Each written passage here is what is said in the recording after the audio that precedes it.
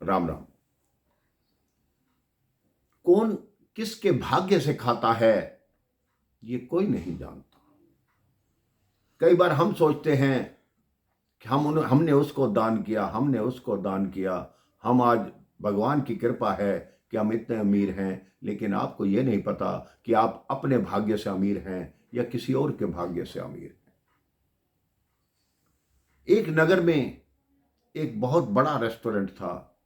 वो रेस्टोरेंट अपने नाश्ते के लिए सबसे अधिक प्रसिद्ध था।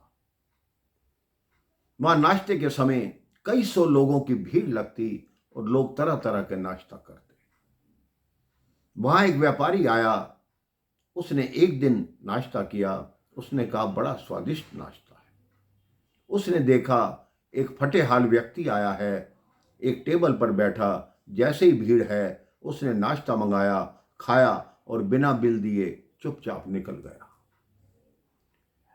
व्यापारी को एक सप्ताह हो गया, वो रोज देखता कि ये व्यक्ति जैसे ही भीड़ होती अंदर घुस आता, नाश्ता मंगाता, खाता और बिना पैसे दिए निकल जाता।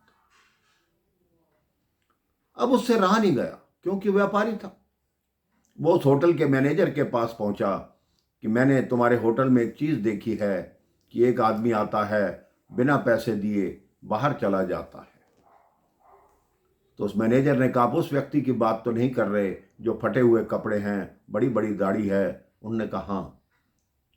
कहते हम उससे पैसे नहीं लेते, उसको खाने दीजिए। कहते क्यों?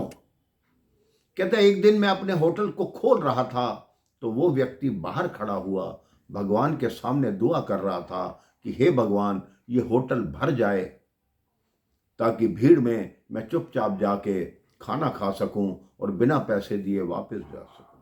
आप विश्वास नहीं करेंगे, उस दिन के बाद मेरा होटल कभी खाली नहीं रहा। रोज इतने ग्राहक होते हैं, इतने खाने वाले होते हैं कि मैं समझ ही नहीं पाता कि मैं इनको कैसे संभालूं। अब आप ही बताइए, हम उसके भाग्य से खा रहे हैं या वो हमारे भाग्य से खा रहा है?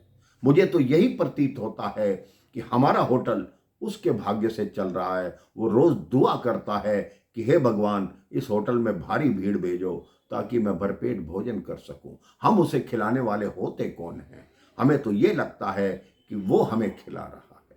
व्यापारी की आंखें खुल गई, उसे समझ आ गया कि कभी भी किसी के परोपकार को भूलो मत। हो सकता है तुम्हारे जीवन में पता नहीं किसकी दुआ लगी है जो तुम कमा रहे हो। इसलिए किसी का अपमान मत करो। अगर किसी के साथ मीठा नहीं बोल सकते तो कड़वा मत बोलो, प्रेम से बोलो, प्यार से बोलो। राम राम, जय श्री राम।